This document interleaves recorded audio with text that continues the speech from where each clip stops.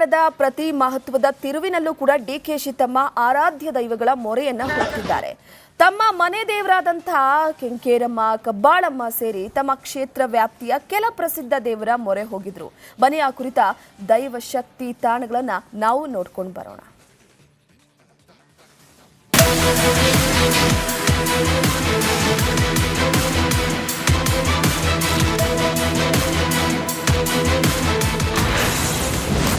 ಹೀಗೆ ಕೈಬಿಡದ ಆರಾಧ್ಯ ದೈವ ಕಬ್ಬಾಳಮ್ಮ, ಕಂಕೇರಮ್ಮ.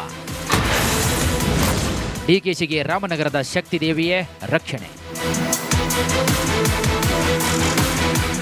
ಕರ್ನಾಟಕ ರಾಜಕಾರಣದಲ್ಲಿ ಡಿಕೆ ಶಿವಕುಮಾರ್ ಅಂದ್ರೆ ಕೇವಲ ರಾಜಕೀಯ ತಂತ್ರಗಾರಿಕೆ ಮಾತ್ರವಲ್ಲ, ಅವರ ಅಚಲ ದೈವ ಭಕ್ತಿಯೂ ಕೂಡ ಅಷ್ಟೇ ಪ್ರಸಿದ್ಧ. ರಾಜಕೀಯ ಬಿಕ್ಕಟ್ಟು ಎದುರಾದಾಗ ಅಥವಾ ಮಹತ್ವಾಕಾಂಕ್ಷಿಯ ಗುರಿ ಮುಟ್ಟಬೇಕಾದಾಗ ಡಿಕೆಶಿ ಮೊರೆ ಹೋಗುವುದು ದೇವಸ್ಥಾನಗಳಿಗೆ. ಇದೀಗ ಡಿಕೆಶಿ ಸಿಎಂ ಪಟ್ಟಕ್ಕೇರಿದರ ಹಿಂದೆ ರಾಮನಗರದ ಆರಾಧ್ಯ ದೈವ ಕಬ್ಬಾಳಮ್ಮ, ಕಂಕೇರಮ್ಮ ಆಶೀರ್ವಾದ ಅಂತ ಹೇಳಲಾಗ್ತಾ ಇದೆ.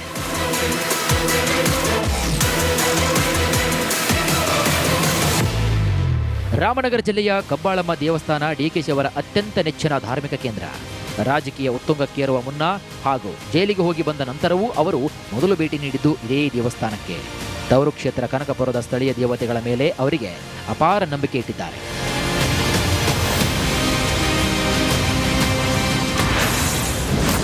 ಕುಲದೇವತೆಗೆ ಡಿಕೆಶಿ ವಿಶೇಷ ಪೂಜೆ.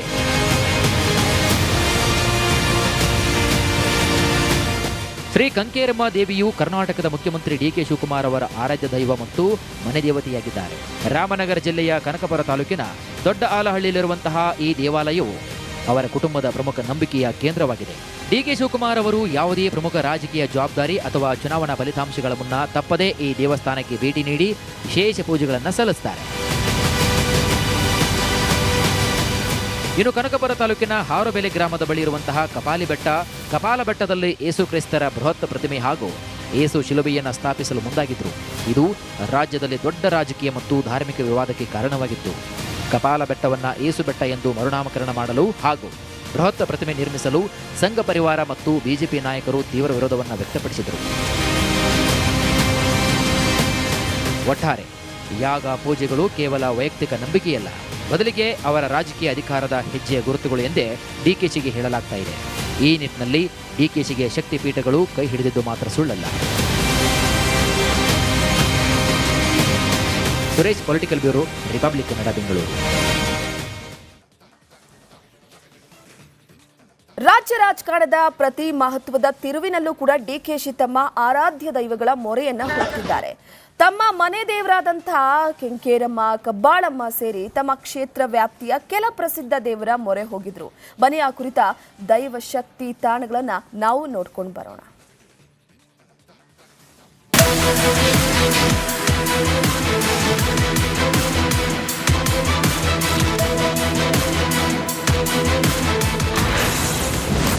ಹೀಗೆ ಕೈಬಿಡದ ಆರಾಧ್ಯ ದೈವ ಕಬ್ಬಾಳಮ್ಮ, ಕಂಕೇರಮ್ಮ. ಡಿಕೆಶಿಗೆ ರಾಮನಗರದ ಶಕ್ತಿ ದೇವಿಯೇ ರಕ್ಷಣೆ. ಕರ್ನಾಟಕ ರಾಜಕಾರಣದಲ್ಲಿ ಡಿಕೆ ಶಿವಕುಮಾರ್ ಅಂದ್ರೆ ಕೇವಲ ರಾಜಕೀಯ ತಂತ್ರಗಾರಿಕೆ ಮಾತ್ರವಲ್ಲ, ಅವರ ಅಚಲ ದೈವ ಭಕ್ತಿಯೂ ಕೂಡ ಅಷ್ಟೇ ಪ್ರಸಿದ್ಧ. ರಾಜಕೀಯ ಬಿಕ್ಕಟ್ಟು ಎದುರಾದಾಗ ಅಥವಾ ಮಹತ್ವಾಕಾಂಕ್ಷಿಯ ಗುರಿ ಮುಟ್ಟಬೇಕಾದಾಗ ಡಿಕೆಶಿ ಮೊರೆ ಹೋಗುವುದು ದೇವಸ್ಥಾನಗಳಿಗೆ. ಇದೀಗ ಡಿಕೆಶಿ ಸಿಎಂ ಪಟ್ಟಕ್ಕೇರಿದರ ಹಿಂದೆ ರಾಮನಗರದ ಆರಾಧ್ಯ ದೈವ ಕಬ್ಬಾಳಮ್ಮ, ಕಂಕೇರಮ್ಮ ಆಶೀರ್ವಾದ ಅಂತ ಹೇಳಲಾಗ್ತಾ ಇದೆ.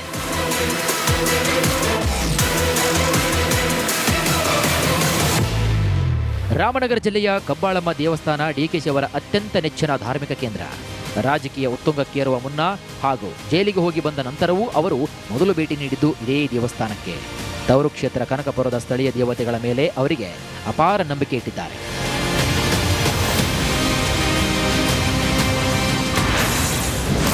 ಕುಲದೇವತೆಗೆ ಡಿಕೆಶಿ ವಿಶೇಷ ಪೂಜೆ.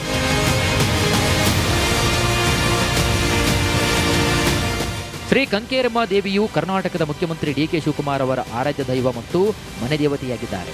ರಾಮನಗರ ಜಿಲ್ಲೆಯ ಕನಕಪುರ ತಾಲೂಕಿನ ದೊಡ್ಡ ಆಲಹಳ್ಳಿಯಲ್ಲಿರುವಂತಹ ಈ ದೇವಾಲಯವು ಅವರ ಕುಟುಂಬದ ಪ್ರಮುಖ ನಂಬಿಕೆಯ ಕೇಂದ್ರವಾಗಿದೆ. ಡಿಕೆ ಶಿವಕುಮಾರ್ ಅವರು ಯಾವುದೇ ಪ್ರಮುಖ ರಾಜಕೀಯ ಜವಾಬ್ದಾರಿ ಅಥವಾ ಚುನಾವಣಾ ಫಲಿತಾಂಶಗಳ ಮುನ್ನ ತಪ್ಪದೇ ಈ ದೇವಸ್ಥಾನಕ್ಕೆ ಭೇಟಿ ನೀಡಿ ವಿಶೇಷ ಪೂಜೆಗಳನ್ನು ಸಲ್ಲಿಸುತ್ತಾರೆ. ಇನ್ನು ಕನಕಪುರ ತಾಲೂಕಿನ ಹಾರೋಬೆಲೆ ಗ್ರಾಮದ ಬಳಿ ಇರುವಂತಹ ಕಪಾಲ ಬೆಟ್ಟದಲ್ಲಿ ಏಸು ಕ್ರಿಸ್ತರ ಬೃಹತ್ ಪ್ರತಿಮೆ ಹಾಗೂ ಏಸು ಶಿಲುಬೆಯನ್ನು ಸ್ಥಾಪಿಸಲು ಮುಂದಾಗಿದ್ರು. ಇದು ರಾಜ್ಯದಲ್ಲಿ ದೊಡ್ಡ ರಾಜಕೀಯ ಮತ್ತು ಧಾರ್ಮಿಕ ವಿವಾದಕ್ಕೆ ಕಾರಣವಾಗಿತ್ತು. ಕಪಾಲ ಬೆಟ್ಟವನ್ನ ಏಸು ಬೆಟ್ಟ ಎಂದು ಮರುನಾಮಕರಣ ಮಾಡಲು ಹಾಗೂ ಬೃಹತ್ ಪ್ರತಿಮೆ ನಿರ್ಮಿಸಲು ಸಂಘ ಪರಿವಾರ ಮತ್ತು ಬಿಜೆಪಿ ನಾಯಕರು ತೀವ್ರ ವಿರೋಧವನ್ನು ವ್ಯಕ್ತಪಡಿಸಿದರು. ಒಟ್ಟಾರೆ ಯಾಗ ಪೂಜೆಗಳು ಕೇವಲ ವೈಯಕ್ತಿಕ ನಂಬಿಕೆಯಲ್ಲ, ಬದಲಿಗೆ ಅವರ ರಾಜಕೀಯ ಅಧಿಕಾರದ ಹೆಜ್ಜೆಯ ಗುರುತುಗಳು ಎಂದೇ ಡಿಕೆಶಿಗೆ ಹೇಳಲಾಗ್ತಾ ಇದೆ. ಈ ನಿಟ್ಟಿನಲ್ಲಿ ಡಿಕೆಶಿಗೆ ಶಕ್ತಿ ಪೀಠಗಳು ಕೈ ಹಿಡಿದಿದ್ದು ಮಾತ್ರ ಸುಳ್ಳಲ್ಲ. Suresh, political bureau, republic Kannada, Bengaluru.